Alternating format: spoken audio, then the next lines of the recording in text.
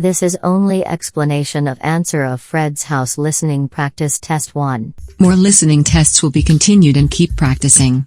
All answers are end of this video. Section 1. Listen to the conversation between Fred and Mary, who are talking about a farewell party, and answer questions 1 to 4. Now look at questions 1 to 4. Mary, thank God you're here. We've a ton of work to do if we're going to get everything ready for tonight. Whose idea was it to have this going-away party for Christ anyway? It was your idea, Fred. Remember? Hey, I suggested a small get-together for a few close friends. I didn't mean inviting half the university. Well, it's too late now. We have about 3 hours to get everything under control. Have you got that list of things we need to do? Yeah, it's in my room. Hang on, I'll go get it. Hell, I can't find it.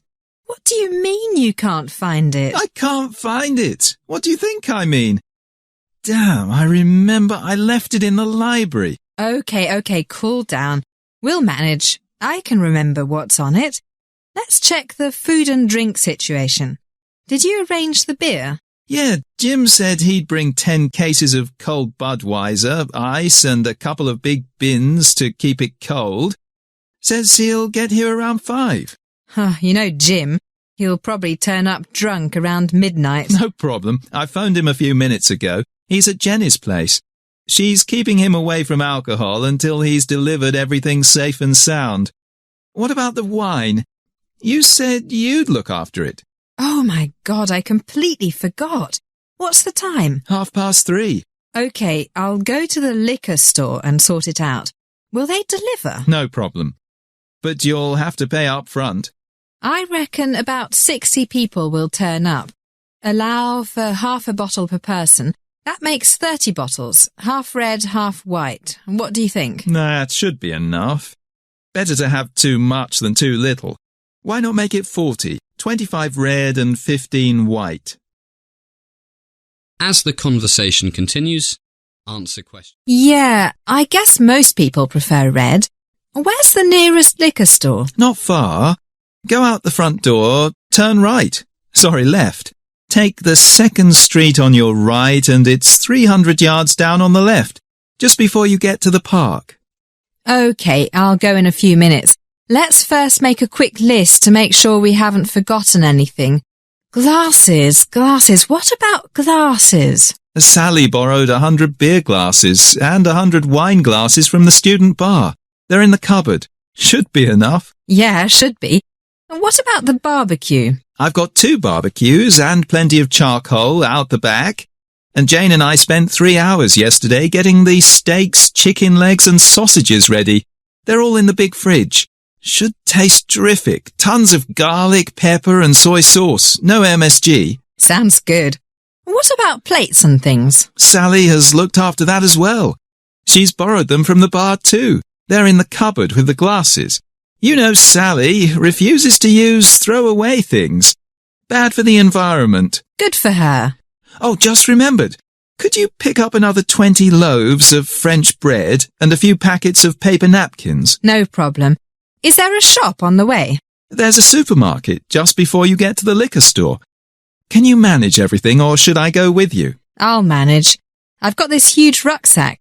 No problem. Damn, just remembered. I'm over my limit on my credit card. Good morning, everybody, and welcome to Royal Hospital College. What a beautiful September day you've brought with you. My name is Richard Thomas. I'm the head of the chemistry department, and today it's my pleasure to introduce our wonderful college to you. Normally, the dean, Professor John Thomas, yes, we share the same surname, likes to do this. But unfortunately, he has a bad case of flu, so he's doing the sensible thing and staying in bed. He sends his apologies, but you'll be meeting him soon, so no big problem. I'm sure you are all so excited at the thought of studying here that you have read all about the history of our school. But for those who haven't, I'll give you a brief summary as we walk around. The college was originally founded in, anybody know? Yes, 1694 by William and Mary of Orange. Can you remember your high school history? Right. William of Orange was a Dutch prince, married to King James II's eldest daughter, Mary. 1694, poor Queen Mary died of smallpox the same year. Actually, the school was not a school in those days. It was a hospital for retired sailors of the Royal Navy. And it wasn't here, in the beautiful countryside of East England. It was located in what is now East London, on the banks of the River Thames. Back in those days, it was also in the countryside, but London grew and grew, and by the end of the 19th century, it was surrounded by houses and smoky factories. So, after the Second World War, a New Zealand millionaire named Sir Gifford Reed kindly gave the school £65 million to move to here. He was an architect, and he designed much of the beautiful school that you see today. It opened in 1963, and if you look to your right, there is a statue of Sir Gifford Reed facing that other large statue of Queen Victoria. As the talk is... Okay, let's jump back to the 1700s. In the 1780s, the Royal Hospital was changed into a school for the orphans of officers and men of the Royal Navy, and they added the word college to the name. For nearly 100 years, it was coeducational. But in 1868, the Board of Governors decided to make it boys only. Much more boring, don't you think? And it stayed that way right up until 1991, when the school became coeducational again. Okay, and here we are at the school church. Do we have any musicians with us? You? Wonderful. What do you play? Piano and organ. Oh, you'll love it here. Our church has the largest organ in England, and we often have recording companies, the BBC, etc., coming here to record. And our staff and students are more than welcome to play it. In fact, there's a waiting list. It's very popular. In fact, the school is very well known for its choir and orchestra. I sing in the choir, and last summer we toured North America. Great fun. A healthy mind in a healthy body, as the Romans used to say. Which brings us to our gym and swimming pool. Both are open from 6 in the morning till 11 at night, 7 days a week. The gym has everything you need for aerobics, weight training, martial arts, basketball, gymnastics, and even an indoor running track. So there's no excuse for not keeping fit. And of course, we have all the usual team sports: soccer, basketball. Our women's basketball team won the All England Universities Championship this year. Rugby, water polo, no American football. So you see, we are quite a sporty lot here. And we also study sometimes. Here's the main library. Hi, Anne. How's it going? Thank goodness I finished that survey on television watching and reading ability. What was your survey on? I told you before, I wanted to find out if there is any relationship between how fat students are and how many times they eat at fast food restaurants. That's right. I'd forgotten. Have you got your report finished? All the graphs and charts, that sort of thing? Almost done. What about you? All ready to present to the class, apart from 1 or 2 small things. Actually, my results are really interesting. Want me to tell you what I found? Sure, if you promise to let me tell you what I found. No problem. Anyway, look at this graph here. On the x-axis, I have the dependent variable reading level. How did you measure reading level? I used the English department test, and on the y-axis, I have a number of hours usually spent watching television every week. 13 to 19, 20 to 29, 30 to 39, 40 to 49, and 50 to 59. What are these numbers? The people's ages. I managed to get exactly 20 people from each age group to do the test. Took me ages. And what did you find out? Well, look at this. If we take the 100 people as one group, we see that the more television people watch, the worse their reading level. That's not surprising. But did you find any significant difference between the different age groups? You bet. Okay. This is the curve for the group as a whole. These lines are for the different age groups. See what I see? Wow, that's fascinating. The two youngest groups are very similar. Big difference between the oldest two groups and the youngest two. The older the people are, the less the correlation between reading level and hours spent in front of the TV. Why do you think that is? Well, I need to do more research before I can say for sure. But from talking to the people, it's clear that over the past 30 years, most people have been watching more television and reading fewer books. But the older people... Don't tell me. They spent more time reading when they were young than young people nowadays. So they learned to read well, and even though they spend more time in front of the TV than they used to, their reading levels stay the same. Hey, you're pretty smart. That's exactly what I think. But I need to do more research before I can... Nothing surprising. Well, actually, one thing is really interesting. Look, this is the number of times people usually go to a fast food place every week.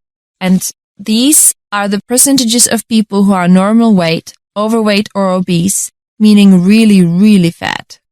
Look, no fast food, only about 5% are obese. And look, 12 or more, about a third. And another graph, we have the number of hours they exercise every week. Wow, a big difference. More junk food, less exercise, more fat. I didn't think it would be so obvious. That's great work. Why do you think people who exercise more tend to eat less junk food? I asked everyone about that and found that people who care about their health do more exercise and eat fewer French fries and all that other greasy food, fast food stuff. Simple. That makes sense. But I see you found lots of people who eat the stuff more than once a day on average. I can't believe it. You'd be surprised. You're right. Hey, who's this guy? More than 12 a week? I bet it was Richard. He must weigh 260 kilos. And he's pretty short, all fat, no muscle. You're right. And he drinks tons of soft drinks. All that sugar. Okay. Good evening. Welcome once again to Criminology 201. I'm happy to see you all looking so alert and full of energy after a busy day. Tonight, and for the next few weeks, we will be looking at what is clearly a very important topic, corporate crime. First of all, what do we mean by corporate crime? The simple answer, of course, is crime committed by a corporation, usually by the heads of a corporation working together. But what about a crime committed by, for example, the CEO of a company, who without the knowledge of his colleagues, bribes a government official in order to get a big fat contract for his company? Well, we won't be looking at this kind of white-collar crime. Rather, we'll restrict our study to cases where the top people in a business entity work together and knowingly break the law, and especially those cases where, until they get caught, this type of unlawful behavior is actually part of the corporate culture. First, why do they do it? The simple answer is to make more money. Well, most businessmen want to make more money, but they don't break the law to do so. So what factors make a group of men, yes, they are usually men, but women are by no means immune from this temptation, decide to step outside the law? In the next few weeks, we'll be looking into this question with a lot of case studies in some depth. We will also try to divide corporate crime into several categories and see what they share in common in terms of the psychology and organizational culture of those who commit them. And we will also look into the legal, social and political settings in which these crimes occur. A particularly interesting aspect of corporate crime is the process of detection, trial and punishment. It often seems that this type of crime goes on for an unreasonable length of time before it is detected by the authorities. Is this true, and if so, why? There is also a common perception that people found guilty of corporate crimes are treated much more leniently by the courts than, for example, your common everyday thief or murderer even. Is this true? And if so, why? I mentioned that we will divide corporate crime into several categories and look at some specific cases. What categories can we think of? Well, One is that of product safety, where a company markets a product that it knows to be unsafe. One of the landmark cases in corporate criminology of this type is the Ford Pinto case. Ford was accused of rushing the production of an unsafe car, and in 1980 there was the criminal trial of the Ford Motor Company for reckless homicide. We'll look at the research on white-collar crime and studies on organizational culture and structure to examine the lack of safety and recall regulations that may have contributed to as many as 500 deaths. As one report put it, much of the literature on the Ford Pinto case focuses on how consumer safety was willingly sacrificed in the face of corporate greed. Another category of corporate crime is manipulation of a company's share prices.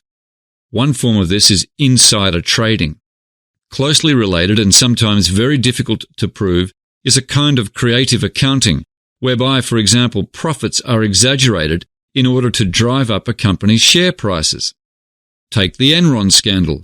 On November 29, 2001, the Wall Street Journal ran an article in which they reported that for years the company may have been President Bush's biggest financial backers, donating nearly $2 million to his campaigns. And it appeared that the Bush administration's national energy plan might have been in part an effort to help one of Bush's largest contributors. So we see politics creeping into this corporate crime question. That is the end of section 4. You now have half a minute to check your answers. IELTS reading, writing, and speaking modules will be published soon. Stay connected. And you can subscribe this channel for more practice tests. More listening tests will be continued and keep practicing. IELTS reading, writing, and speaking modules will be published soon. Stay connected. You can subscribe this channel for more practice tests. More listening tests will be continued and keep practicing.